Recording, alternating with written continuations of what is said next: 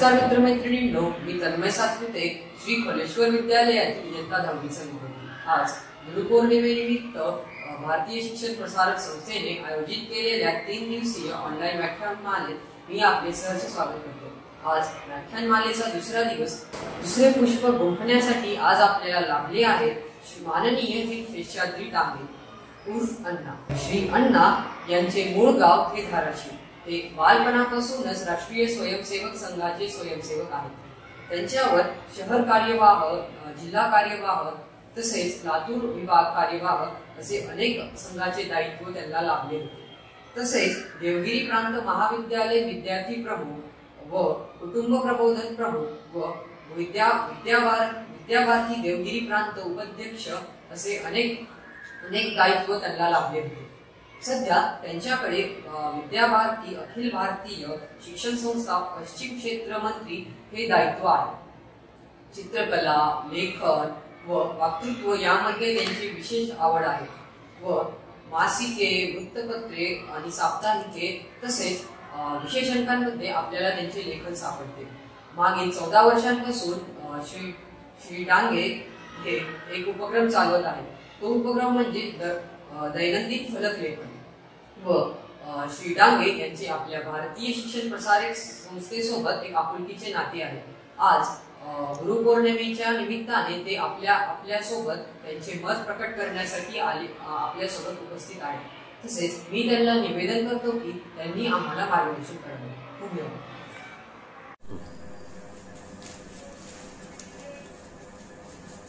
नमस्कार. उपस्थित सर्व शिक्षणप्रेमी पालकवर्ग, आचार्य बंधू व प्रिय विद्यार्थी मित्रांनो, आज आपण एका वेगळ्या विषयावरती काही चिंतन ऐकण्याच्या मानसिकतेत एकत्रित आलेलो आहोत. गुरु शिष्य परंपरा हे भारताचं वैशिष्ट्य आहे. भारताचा इतिहास आपण अभ्यासला तर लक्षात येतं की ज्या वेळी देशाचा सुवर्ण काळ आला त्या काळात कोणी ना कोणीतरी गुरु शिष्य जोडी सक्रिय होती. आमच्यावर जी गुलामी लादली गेली त्या गुलामीने ही गुरु शिष्य परंपरा खंडित करण्याचा प्रयत्न करा, त्यात त्यांना यश मिळालं आणि आमच्या देशाची, समाजाची अवनती झाली. आज आपण प्रयत्नपूर्वक पुन्हा एकदा ही गुरु शिष्य परंपरा जोडण्याचा प्रयत्न करतो आहोत. पण त्यात खरं यश केव्हा येणार आहे, त्यामागची भावना स्पष्ट झाली तर. आज शिक्षण हे शासनाच्या नियंत्रणात आहे. पाठ्यक्रम, अभ्यासक्रम शासन तयार करतं. शासनाचे निर्बंध इतके वाढलेले आहेत की त्यामध्ये ज्याला आम्ही गुरु, आचार्य, शिक्षक असं म्हणतो तो पराधीन, परस्वाधीन आणि गुलामी मानसिकतेत आला. त्याला आम्ही नौकर केलं, शिक्षकाला आम्ही नौकर केलं. इथंच आमच्या समाजाची अधोगती सुरुवात झाली. या सर्व समस्येतनं बाहेर पडायचं असेल तर मार्ग काय? पालकांच्या अपेक्षा वाढलेल्या आहेत. विद्यार्थ्याची बौद्धिक क्षमता प्रचंड वाढलेली आहे असं जाणवतं. कुठल्याही परीक्षेचा निकाल पाहिल्यानंतर आपल्याला लक्षात येतं की त्यामध्ये 90% अधिक मार्क घेणाऱ्या विद्यार्थ्यांची संख्या अधिक असते. आणि कोणत्याही प्रकारचं शिक्षण अशा गुणवत्तेनं पूर्ण केल्यानंतरही त्याच्यातला आत्मविश्वास, स्वावलंबी होण्याची क्षमता, भावनेचा विकास आणि सामाजिकतेची जाणीव विकसित झालेलीच असते असं नाही. राष्ट्रीयतेच्या चौकटीपासून तो फार दूर गेलेला आहे. राष्ट्र या संकल्पनेचा त्याला कुठेही स्पर्शही झालेला नाही. आणि ज्या शिक्षणामध्ये राष्ट्रीयतेची चौकट नाही, भावुकतेचा, भावनेचा, सामाजिकतेचा स्पर्श नाही, ते शिक्षण कुचकामी आहे, अवनतीला कारण ठरणार आहे, अराजकतेकडे आमची वाटचाल करणार आहे. आम्हाला जर या सर्व परिस्थितीवरती पुन्हा एकदा नियंत्रण मिळवायचं असेल तर मार्ग आहे तो शिक्षकांच्या सन्मानाचा. जे माझं आयुष्य घडवतात, मला घडवतात, त्या शिक्षकाच्या बद्दल माझ्या मनामध्ये आदराचा भाव आहे का? मला आस्था वाटते का? शिक्षक आणि विद्यार्थ्याचे आजचे संबंध कसे आहेत? या संबंधाबद्दल पालकांनी कधीतरी विचार केलाय का? विद्यार्थ्याच्या गुणवत्तेच्या साठी आम्ही शिक्षकांना भेटतो, बोलतो, पण त्यामध्ये शिक्षकाच्या बद्दलचा आदरभाव आम्ही ठेवतो का? की फक्त प्रश्नाची विचारणा करून, त्यांना कटघऱ्यात उभं करून माझा मुलगा मोठा झाला पाहिजे? प्रत्येक पालकाची ही भावना असणं स्वाभाविक आहे, ती नैसर्गिक आहे. आणि शिकायचं ते मूल मोठं होण्यासाठी, संस्कारित होण्यासाठी. मुळात शिक्षण म्हणजे जर संस्कार असेल तर तो संस्कार देणारा घटक सुदृढ मानसिकतेत हवा की नाही? त्याच्या मनातली प्रसन्नता त्या ठिकाणी जाणवली पाहिजे. त्याला त्याच्या क्षमतेनुसार, इच्छेनुसार काही देण्याची स्वायत्तता, स्वतंत्रता असलीच पाहिजे. आज आम्ही ज्या पठडीतलं शिक्षण देतो आहोत तो अभ्यासक्रम पूर्ण करणं एवढंच शिक्षकाचं काम आहे, अशी शिक्षकाची ही धारणा आहे. आणि पालकांनाही वाटतं की पुस्तकांचा अभ्यासक्रम पूर्ण केला, त्यातली गुणवत्ता साध्य झाली की माझा मुलगा यशस्वी होणार आहे. व्यावहारिक व्यावसायिक जीवनामध्ये आपण जेव्हा पाहतो त्यावेळी लक्षात येतं की गुणवत्तेनं परिपूर्ण असलेली ही मुलं, उच्च विद्या विभूषित, जेव्हा व्यवसाय शिक्षणात जातात त्याही ठिकाणी असं गुणवत्तेनं शिक्षण पूर्ण करतात. प्रत्यक्ष व्यवहारात गेल्यानंतर ती अपयशी ठरतात. त्यांच्या मनातलं वैफल्य, त्यांच्या मनातली निराशा, त्यांचं व्यावहारिक अडाणीपण हे त्यांना सतावतं. आणि व्यवहारामध्ये असलेली ही जी नैराश्याची भावना आहे ती त्या मुलांना आनंद देत नाही. शिक्षण हे शेवटी जीवन समृद्ध करणारं असलं पाहिजे. शिक्षण म्हणजे जीवन शिक्षण आणि ज्ञान म्हणजे आत्मज्ञान. मग आम्ही ज्ञान देतो की शिक्षण देतो? धड ज्ञानही देत नाही आणि तर शिक्षणही देत नाही. कारण शिक्षण दिलं असतं तर तो स्वाभिमानानं, स्वावलंबनानं उभा राहिला असता, त्याच्यातला आत्मविश्वास जागा झाला असता. त्याला स्वतःचं पोट कसं भरायचं याची भ्रांत राहिली नसती. आणि ज्ञान दिलं असतं तर जीवनाची सफलता आणि कृतार्थता कशात आहे याची त्याला जाणीव झालेली असती आणि तो भौतिक समृद्धीच्या मागे धावला नसता. मानवी जीवन मूल्यांचं रक्षण करण्याच्यासाठी जगणं म्हणजे काय, वागणं म्हणजे काय, बोलणं कसं असावं याच्या संदर्भातनं त्यांनी 4 गोष्टी केल्या असत्या आणि जीवनातले आदर्श निर्माण केलेले असते. आज समाजातल्या सर्व क्षेत्रात सर्वोच्च स्थानी असणारी माणसं सुद्धा आनंदी नाहीत, समाधान नाही. ही परिस्थिती का आहे? तर आम्ही शिकलो कशासाठी, शिक्षण कशासाठी याची जाणीव नाही, ही धारणा स्पष्ट नाही, धोरणात स्पष्टता नाही, पारदर्शिता नाही. त्यामुळे मिळालेलं ज्ञान हे अपुरं आहे. नोकरी मिळेल, पैसा मिळेल, प्रतिष्ठा मिळेल, पण आनंद आणि समाधान मिळणार नाही. म्हणून शिक्षणाकडे पाहण्याचा दृष्टिकोन बदलण्याची आवश्यकता आहे. आणि हा दृष्टिकोन बदलला तर काही ना काहीतरी परिवर्तन त्याच्यातलं येऊ शकतं. देश स्वतंत्र झाल्यानंतर 75 वर्ष पूर्ण झाली तरी आम्ही जुनी मॅकॅलेची पद्धती सोडली नाही. आमची गुरु शिष्य परंपरा जी खंडित झाली ती पुन्हा स्थापित करण्याचा प्रयत्न केला नाही. जीवनामध्ये कुठं नम्र व्हायचं, कुठं नमस्कार करायचा, कुठे आदराचीच भावना जपासायची, कुठे कृतज्ञतेनं वागायचं, याचं शिक्षण कुठेच दिलं जात नाही. त्यामुळे माणसाला आपल्याला घडवणारा जो शिक्षक आहे त्याचं आत्ताचं विद्यार्थ्याचं नातं नाही. पूर्वी जे होतं, शिक्षक हा पालकत्वाच्या भूमिकेमध्ये होता, गुरुही त्याच भूमिकेमध्ये होता. गुरुकुलात जाऊन आम्ही शिक्षण घेत होतो, गुरुमाता होती. आज त्या ठिकाणी जाणं शक्य नाही आहे, हे खरं आहे. इतकं काही उलटा युटर्न आपल्याला घेता येणार नाही. पण व्यवहारामध्ये, वास्तवामध्ये आज शिक्षक आणि विद्यार्थी याचं नातं इतकं भावनिकतेचं असणं याच्यामध्ये काय अडचण आहे? त्याच्यामध्ये कुठं पैसा लागतो? आत्मीयतेचे संबंध जोडलेले ठेवण्यामध्ये आणि आदरभाव ठेवण्यामध्ये कुठलंच शासन आडवं येऊ शकत नाही. म्हणून याच्यासाठी पालकांची जबाबदारी वाढते. पालकांनी कधीही विद्यार्थ्याच्या समोर शिक्षकांना प्रश्नांची विचारणा करायची नाही, वैयक्तिक भेट घेऊन तुम्ही हे करू शकता. विद्यार्थ्याच्या मनात शिक्षकाच्या बद्दल असलेला आदरभाव जपणं हाच मार्ग आहे. गुरुपूजन करायचं म्हणजे आता पूर्वीसारखं पाय धुवायचे, पाद्यपूजा करायची अशी अपेक्षा नाही आहे. पण शिक्षक हे माणूस आहे या जाणीवेतनं त्याला सन्मानानं जगण्याची संधी देणं, त्यांचा आत्मसन्मान जोपासणं, त्यांना स्वायत्तता स्वतंत्रता देणं ही सुद्धा गुरुपूजाच आहे. ज्यांनी समाज घडवावा ही अपेक्षा आहे.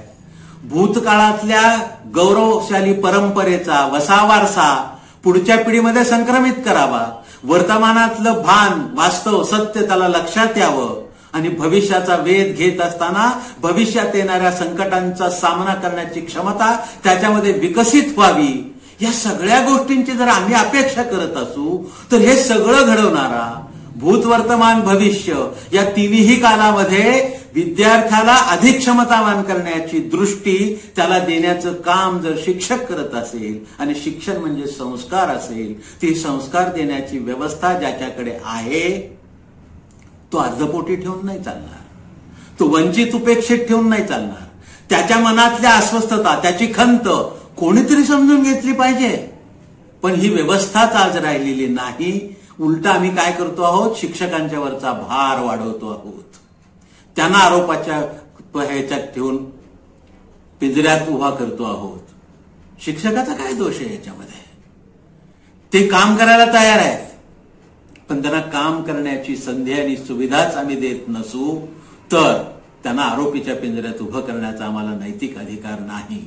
शिक्षण हे समाजाच्या आधारानं चाललं पाहिजे. समाजाने ते दायित्व, कर्तृत्व आपलं कर्तव्य म्हणून स्वीकारलं पाहिजे. शासनाने त्याच्या फक्त व्यवस्था पूर्ण केला पाहिजे. शिक्षण हे स्वायत्त असण्याची आवश्यकता आहे. जशी न्याय व्यवस्था आहे, जसं निवडणूक आयोग आहे, तसंच शिक्षण स्वायत्त असलं पाहिजे. ही भूमिका घेऊन जोपर्यंत आम्ही शिक्षणातलं धोरण आणि धारणा स्पष्ट करणार नाही तोपर्यंत शिक्षणातनं क्रांती घडणार नाही. शिक्षण हे समाज परिवर्तनाचं साधन आहे. राष्ट्राच्या उभारणीचा, राष्ट्राच्या उत्थानाचा, पुनरुत्थानाचा विचार करायचा असेल, आम्हाला आमचा देश विकसित देशामध्ये न्यायचा असेल, महासत्ता म्हणून उभा करायचा असेल तर त्याचा मार्ग सत्ता बदल, राजकारण हा असू शकत नाही. मूलभूत त्याच्या धारणा आणि प्रेरणा स्पष्ट करणं, शिक्षणातनं त्याची समज वाढवणं, त्याच्या भावनांचा विकास करणं, त्याच्या सुप्त गुणाला संधी निर्माण करून देणं, त्याच्यातल्या सुप्त गुणांचं निरीक्षण करून तो कोणत्या क्षेत्रात परिपूर्ण होऊ शकतो याची जाणीव जन्मदात्या पालकांनाही असत नाही, पण अधिक काळ सहवासात असणाऱ्या शिक्षकाला ते जाणवलं पाहिजे. आणि त्यातनं त्याची निवड करून त्यांनी त्या विद्यार्थ्याला अशा प्रकाराचं मार्गदर्शन केलं पाहिजे जेणेकरून त्याचंही आयुष्य समृद्ध संपन्न होईल आणि त्याच्यामुळे राष्ट्रही आत्मनिर्भर होण्याच्या मानसिकतेत आणि स्थितीत येईल. या सामाजिक क्रांतीसाठी शिक्षण हेच एक साधन आहे. त्यामुळे शिक्षकांकडे पाहण्याचा आमचा सगळ्यांचा दृष्टिकोन बदलण्याची आवश्यकता आहे. गुरुपूजन करत असताना गुरुच्या बद्दलचा आदराचा भाव, सद्भाव जपलाच पाहिजे. मानवाचं मूल्य या सद्भावनेत, संवेदनशीलतेत आहे. त्यामुळं जीवनमूल्य म्हणून ज्या ज्या मूल्यांचा आम्ही विचार करतो ती जीवनमूल्य आज संस्कारित करण्याची रचना व्यवस्थाच राहिलेली नाहीये. त्याच्यातली सद्भावना केव्हा करपून जाते हे कोणालाही जाणवत नाही, त्याची खंत वाटत नाही. सद्भावना नसेल तर सामाजिकता कशी येईल? सद्भावना हे बीज आहे ज्याच्यातनं सामाजिकता विकसित होते, ज्याच्यातनं सेवाभाव निर्माण होऊ शकतो, ज्याच्यातनं समरसतेचं मूल्य रुजवता येतं, ज्याच्यातनं आत्मविश्वास येतो, सकारात्मकता येते. एक सद्भावना जपण्याचं काम केलं तर पुढच्या गोष्टी नैसर्गिकरित्या विकसित होऊ शकतात. त्यामुळं हे सद्भावनेची जोपासना करणारं शिक्षण आहे का? तर नाही आहे. सद्भावनेचा, भावनेचा याच्याशी काहीही संबंध नाही. निधर्मी राष्ट्र म्हणत असताना धार्मिकतेचा आणि राष्ट्र म्हणूनचा परिचयच त्याला पूर्ण शिक्षण होताना होत नसेल तर ते शिक्षण कुचकामीच असणार. आम्ही त्याच्यातले कंटेंट्स बदलले, आराखडा बदलला, 10-2-3 च्या ऐवजी 5-3-3-4 केलं, याच्यातनं काय राहणार आहे? तर ती धारणा स्पष्ट असली पाहिजे. जो बदल नव्या राष्ट्रीय शैक्षणिक धोरणात घेतला गेलेला आहे, त्यामुळे राष्ट्रीयतेच्या चौकटीत शिक्षण देण्याची व्यवस्था करणं आणि समाजाने हे आमचं दायित्व आहे म्हणून त्याच्यात पुढाकार घेणं, त्याला खेळण्याची संधी उपलब्ध करून देणं, त्याचा समग्र विकास आणि सर्वांगीण विकास व्हावा, याच्यासाठीची उपलब्धता शासनाने करून द्यावी आणि त्याच्या समग्र विकासात त्याच्या इच्छेनुसार, त्याचं जीवन स्वतंत्र आहे, तो एक हेतू घेऊन जन्माला आलेला आहे, त्यामुळे त्याच्या जन्मावरती आम्ही अंकुश ठेवणं आणि आमच्या गोष्टी लादणं हे सोयीचं नाही आहे. त्यामुळे त्याच्या सुप्त गुणाला, त्याच्या दैवी संपदेला या ठिकाणी वाव मिळाला पाहिजे, म्हणून त्याला स्वेच्छेनं विषयाची निवड करता आली पाहिजे, क्षेत्राची निवड करता आली पाहिजे, कोणत्या क्षेत्रात त्याला परिपूर्ण व्हायचंय याच्या संदर्भामध्ये निर्णय घेण्याचं स्वातंत्र्य त्या विद्यार्थ्याला आलं पाहिजे आणि त्याच्यासाठी मार्गदर्शक म्हणून संस्था शिक्षक यांनी हातभार लावला पाहिजे, पालकांनी त्या सुविधा उपलब्ध करून दिल्या पाहिजे आणि शासनाने तशी रचना योजना केली पाहिजे. म्हणून यामध्ये विद्यार्थी, पालक, शिक्षक, समाज आणि शासन यांनी एकत्रित विचार करून जर शिक्षण क्षेत्राचा विचार केला तर शिक्षणातनं क्रांती घडू शकते, हे स्पष्ट आहे. आम्ही नुसत्याच अपेक्षा केल्या, धोरण बदललं, नवीन काहीतरी आणलं म्हणून हे होईल असं नाही, तर त्यातल्या क्रियान्वयनाकडे आम्हाला लक्ष द्यावं लागणार आहे. कशासाठी काय याची जाणीव विकसित करावी लागणार आहे. म्हणून जे आम्ही म्हणतो व्यक्ती, कुटुंब, समाज, राष्ट्र, विश्व, सृष्टी आणि परमेष्ठी, व्यष्टी ते परमेष्ठी असा विकास करत असताना तो आम्हाला आज अप्रस्तुत वाटतो, हे अशक्य आहे असं वाटतं. इतिहासातल्या कितीही गौरवशाली गोष्टी आम्ही समोर आणण्याचा प्रयत्न केला तर हे आज शक्य नाही हो असंच आमच्या मनात पहिल्यांदा येतं. पण खरंच इतिहासातल्या आमच्या सुवर्णाक्षरांनी लिहाव्यात अशा ज्या घटना आहेत त्याचा नीट चिकित्सक पद्धतीने अभ्यास केला तर प्रतिकूलतेत यश कसं मिळवायचं याची असंख्य उदाहरणं आपल्याकडे आहेत. महाराष्ट्रात विचार करत असताना छत्रपती शिवरायांनी हिंदवी स्वराज्य निर्माण केलं, ते कशाच्या आधारावरती केलं हो? काय अनुकूलता होती त्यांच्याकडे? शस्त्रसाठा होता, सैन्य दलाकडे फार मोठी फौज होती, घोडे हत्ती होते त्यांच्याकडे? काही नाही, प्रतिकूलता होती. पण आत्मविश्वास त्याच्यातला जागा करण्यासाठी त्यांना जर रामायण महाभारतातल्या गोष्टी सांगितलेल्या असतील, जिजाऊंनी त्यांच्या सवंगड्याबरोबर एका ताटात त्यांना जेवायला संधी उपलब्ध करून दिली असेल तर जातीयता, भेद कुठल्याही प्रकारचा त्याच्या मनात न येता आम्ही एक आहोत आणि एका उद्दिष्टानं काम करणारे आहोत असं झाल्यानंतर जीवाला जीव देणारे सवंगडी निर्माण झाले. हातात शस्त्र नसलं तरी सुद्धा, मुंडकं मोडल्यानंतर सुद्धा लढणारे लढवय्ये त्याच कालखंडात घडले ना. हे परिवर्तन होऊ शकतं. ते विचाराचं बीज जर रामायण महाभारतातनं मिळत असेल तर त्या रामायण महाभारतातल्या गोष्टी आज आम्ही आमच्या या नव्या पिढीला का नाही सांगत? पालकांना असं का नाही वाटत की याच्यातनं हे परिवर्तन होऊ शकतं? गुरु शिष्यांच्या या ज्या जोड्या आहेत त्या जोड्या पाहिल्यानंतर या सगळ्यांनी प्रतिकूलतेवरती मात केलेली आहे. ज्ञानेश्वरांना निवृत्ती राजगुरू मिळाले, शिवाजी महाराजांना तुकाराम रामदास मिळाले. या सगळ्यांनी गुरुच्या आधारावरती जीवनाचा दृष्टिकोन स्पष्ट करून घेतला. जगायचं कशासाठी हे स्पष्ट झालं आणि मग कसं याच्यासाठी संघर्ष केला, सत्याची प्रतिष्ठापना केली आणि स्वराज्य सुराज्य निर्माण करण्यासाठी जीव आणि प्राणपणाला लावला. हे सगळं परिवर्तन आजही होऊ शकतं. आपण पाहतो, अनुभवतो. बौद्धिकदृष्ट्या आम्ही मागे नाही आहोत, पण भावनिक दृष्ट्या ही जी एकात्मता आहे, एकत्रित विचार करणं आहे, समग्र विकास करणं आहे, त्यातली एकमेकाची अंतरलिंकिंग ज्याला म्हणतो आपण, ती आम्हाला जर कळली तर त्याच्यातनंच हे परिवर्तन होणार आहे. जीव जीवस्य जीवनम अहम ब्रह्मास्मी या व्यक्तोक्ती कोट करून परिवर्तन होणार नाही. तर त्याच्यातली नेमकी अंतर्वासिता काय, आमचा त्याच्याशी काय संबंध हे जर कळलं, जीवसृष्टी जीवचक्र जर आम्हाला लक्षात आलं, तर मानवानी सजीवानी एकमेकांचा भेद करण्याचा भाग त्याच्यामध्ये राहणार नाही, अहंकार येणार नाही, अभिनिवेश निर्माण होणार नाही. आम्ही एकच आहोत, एका चैतन्याचे अंश आहोत, परमेश्वराची लेकरं आहोत, म्हणून आम्ही एकमेकाचे भाऊ भाऊ आहोत. हा भाव निर्माण झाला तर मला घडवणारा जो शिक्षक आहे त्याच्याबद्दलची कृतज्ञतेची भावना माझ्या अंतःकरणात आपोआपच निर्माण होईल. विनम्रतेनं मी त्या ठिकाणी नतमस्तक होईल आणि अशा विनम्रतेनं कृतज्ञतेनं वागणाऱ्या शिष्याच्या बद्दल आत्मीयतेचा भाव शिक्षकाच्याही अंतःकरणामध्ये निर्माण होईल.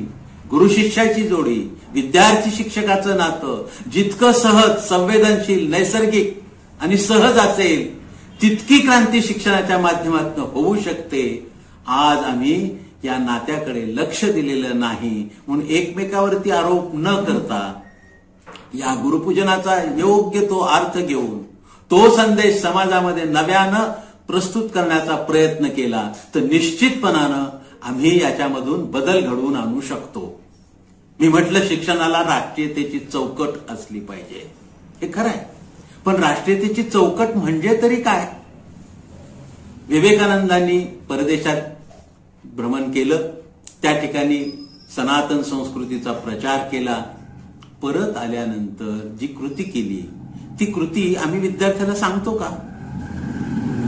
समुद्र किनाऱ्याला आल्याबरोबर विवेकानंदांनी काय केलं तर त्या समुद्र किनाऱ्याला त्या वाळवंटामध्ये गडबडा लोळले. माझ्यावरती पाश्चात्य विचाराच्या प्रभावानं जी अपवित्रता आलेली असेल ती या भूमातेच्या स्पर्शानं ती मला पवित्र करून घ्यायची आहे, हा त्याच्या मागचा भाग आहे.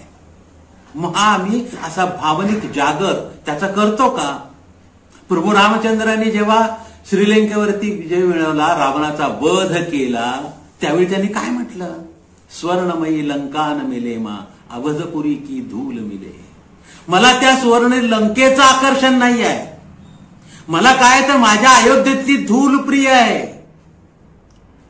मातृभूमीच्या प्रती या प्रकाराचा भाव ठेवणं म्हणजे राष्ट्रीयता आहे.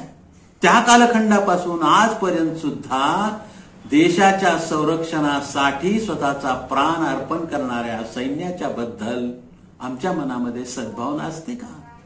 राष्ट्रीयता म्हणजे काय आहे? राष्ट्रीय मानचिन्हाचा सन्मान केव्हा होईल? हे राष्ट्र माझं आहे असं वाटलं तर. माझं भरण पोषण करणारी जशी जन्मदात्री आहे तशी ही भूमाता पण आहे, ही राष्ट्रमाता पण आहे. भारताकडे मातृत्वाच्या दृष्टिकोनातनं पाहण्याचा विकसित असा दृष्टिकोन जो पारंपरिक आहे तोच जर आम्ही रुजवण्याचा प्रयत्न केला तर या देशाला मोठं करणं हेच माझं कर्तव्य आहे हे पुन्हा आम्हाला सांगावं लागणार नाही. म्हणून शिक्षणामध्ये राष्ट्रीयता असलीच पाहिजे आणि ती सहजपणानं रुजवली पाहिजे. अवडंब त्याचा अभिनिवेश वाढवून असं करून नाही, कोणाचाही द्वेष करून नाही, कारण असं इतिहासात घडलेलं आहे. इस्रायलमधल्या त्या मूळ तिथल्या नागरिकांना उचकवून लावून संपूर्ण जगभर त्यांना परागंदा केलं गेलं, उचकावून लावलं गेलं. त्या ज्यूंनी 1000 वर्ष संघर्ष केला आणि त्या 1000 वर्षामध्ये दरवर्षी ते प्रार्थना करायचे. पुढच्या वर्षीची प्रार्थना जेरुसलेममध्ये. 1000 वर्ष संघर्ष करत असताना जगातल्या सगळ्या देशामध्ये ही मंडळी गेली, पण त्यांना कोणीही मानवतेचं वागणं दिलं नाही. ते ज्यूच सांगतात, ते इस्रायलीच सांगतात की जगातला एकमेव देश असा आहे भारत की ज्या ठिकाणी आम्हाला माणसाचं वागणं मिळालं, आम्हाला आत्मसन्मानानं जगता आलं, आम्हाला सुरक्षित राहता आलं. देशाच्या बद्दलची ही प्रतिक्रिया जी इस्रायलींनी व्यक्त केलेली आहे ती नीट समजून घेतली तर सर्व मानवाला अपेक्षित असलेली वैश्विकता ही आमचं वैशिष्ट्य आहे. त्याच्यासाठी वेगळं काही करण्याची गरज नाही. आणि त्या इस्रायलींचा इतिहास छळाकडून बळाकडे असा 1000 पानाचा इतिहास लिहिणारे नाना पालकर हे राष्ट्रीय स्वयंसेवक संघाचे प्रचारक होते. त्यांनी हा ग्रंथ लिहिला, तो इस्रायलींनी वाचला, भाषांतरित केला आणि इस्रायल च्या राजधानीमधल्या प्रमुख रस्त्याला नाना पालकरांचं नाव दिलंय. हे होऊ शकतं. आम्ही सर्वांना जर सामावून घ्यायला तयार आहोत, सर्वसमावेशकता, समरसता, सहिष्णुता हे जर भारतीयतेचं मूल्य असेल तर ते मूल्य रुजवण्याची संधी या सर्व शिक्षकांना, आचार्यांना, गुरूंना मिळाली तर राष्ट्र पुन्हा उभं राहू शकतं. म्हणून ही राष्ट्रीयतेची चौकट हाच उत्थानाचा मंत्र आहे आणि गुरुपूजन हेच त्याचं साधन आहे. असा जर आपण विचार केला तर मला असं वाटतं की नव्या दृष्टिकोनातनं आजच्या परिस्थितीमध्ये गुरुपूजन म्हणजे काय, तर त्या शिक्षकाची पाद्यपूजा करणं नाही, त्यांचा आत्मसन्मान जपणं, त्यांना सन्मानानं जगण्याची व्यवस्था निर्माण करून देणं, समाज म्हणून त्याच्याकडं कृतज्ञतेनं पाहणं, विद्यार्थ्याच्या मनातला आदरभाव कमी होणार नाही याची दक्षता बाळगणं आणि जो मला शिकवतो, जो मला घडवतो, जो माझं भविष्य समृद्ध करण्यासाठी रक्ताचं पाणी करतो, त्याच्या प्रतीचा माझ्या अंतःकरणातला भाव अधिकाधिक शुद्ध, पवित्र, पारदर्शी आणि कृतज्ञतेचा ठेवणं हे प्रत्येक विद्यार्थ्याचं कर्तव्य आहे. ते ठेवलं, प्रत्येकाने आपापली भूमिका पूर्ण केली तर मला असं वाटतं की या समस्येवरती उत्तर एका क्षणात मिळू शकतं. यू टर्न घेऊन हे सगळं शिक्षण क्षेत्र या राष्ट्राला उभं करण्याच्या मानसिकतेत आणि क्षमतेत नक्की येऊ शकतं. समाज म्हणून समाज घटकांनी, पालक म्हणून पालकांनी, विद्यार्थी म्हणून विद्यार्थ्यांनी, संस्था चालकांनी, शासनाने ही भूमिका घेतली आणि केंद्रस्थानी शिक्षणाच्या विद्यार्थी आणि शिक्षक हे दोनच घटक ठेवले तर या दोन घटकांचं आंतरिक संबंध अधिक शुद्ध, अधिक पवित्र, अधिक स्नेहाचे, आत्मीयतेचे असे जर करण्यासाठी सहयोग दिला, त्यातली सकारात्मकता जपली, संधीची उपलब्ध करून दिली तर हे परिवर्तन शक्य आहे असं मला वाटतं. गुरुपूजनाकडे पाहण्याचा आमचा पारंपरिक दृष्टिकोन हा जपलाच पाहिजे. जीवन, शक्ती, भक्ती, मुक्ती या संकल्पना आपल्याला जरी अशक्य वाटत असल्या तरी त्या शक्य आहेत, त्या आवश्यक आहेत आणि त्याच आमच्या देशाला पुनर्स्थापित करू शकतात. म्हणून प्रत्येकाच्या अंतःकरणातला राष्ट्रभक्तीचा भाव वाढवला तर राष्ट्र शक्तिशाली होऊ शकतं आणि राष्ट्र संपन्न झालं तर ते भयमुक्त होऊ शकतं आणि भारताची भयमुक्तता, भारताची समृद्धी, भारताचा विकास म्हणजे जगामध्ये मानवतेची प्रतिष्ठापना असं होऊ शकतं. म्हणून माणसाने माणसाशी माणसासम वागणे हीच आमची प्रार्थना, हीच आमची कामना. हे सूत्र लक्षात घेऊन माणसातली माणुसकी जागवण्याचा प्रयत्न करण्याच्यासाठी शिक्षकांना स्वायत्तता देण्याची आवश्यकता आहे. हे सूत्र आम्ही लक्षात ठेवलं तर मला असं वाटतं की शिक्षणातली क्रांती फार दूर आहे असं नाही. येणाऱ्या गुरुपूजनामध्ये आपण आपापल्या संस्थांमध्ये, शाळांच्या मध्ये अशा विचाराची चर्चा घडवून आणणं, त्यातली सकारात्मकता समजून घेणं आणि तशी संधी उपलब्ध करून देणं, हे केलं तर वृक्षाचं बीजारोपण केल्यासारखं होईल. एक ना एक दिवस ते रुजणार आहे, वटवृक्षाच्या स्वरूपात विकसित होत जाणार आहे, वाढत जाणार आहे. म्हणून गुरुशिष्य परंपरा हे आत्मीयतेचं नातं मातृत्वाच्या भूमिकेतून याकडे पाहिलं पाहिजे. ज्ञानेश्वरांना आम्ही माऊली म्हणतो.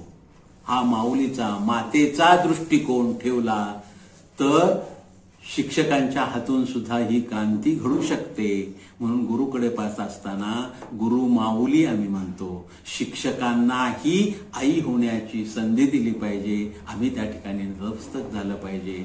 हे सूत्र आपण सर्वजण लक्षात ठेवूया. सर्वांना पुन्हा एकदा गुरुपौर्णिमेच्या खूप खूप शुभेच्छा देतो. या गुरुपूजनाच्या निमित्तानं गुरुच्या बद्दलचा आमच्या अंतःकरणातला जो भाव आहे तो पवित्र करण्याची संधी या निमित्तानं आणि त्या प्रकाराचा विचार व्यक्त करण्याची संधी तुम्ही मला दिली, त्याबद्दल तुम्हा सर्वांना धन्यवाद देऊन या ठिकाणी थांबतो. जय हिंदुस्थान, जय भारत. नमस्कार, मी सायली उमाकांत कुलकर्णी. मी लाल बहादूर शास्त्री माध्यमिक विद्यालय उदगीर येथे शिकत आहे. भारतीय शिक्षण प्रसारक संस्था आयोजित गुरुपौर्णिमा ऑनलाईन व्याख्यानमालेत दुसरे पुष्प सादर करण्यासाठी आज आपल्यासमोर विद्याभारती अखिल भारतीय शिक्षण संस्थान पश्चिम क्षेत्रचे मंत्री माननीय श्री अण्णाजी डांगे यांचे अतिशय समर्पकपणे मार्गदर्शन आपल्याला लाभले। त्याबाबत भारतीय शिक्षण प्रसारक संस्थेच्या वतीने मी त्यांचे आभार मानते। धन्यवाद।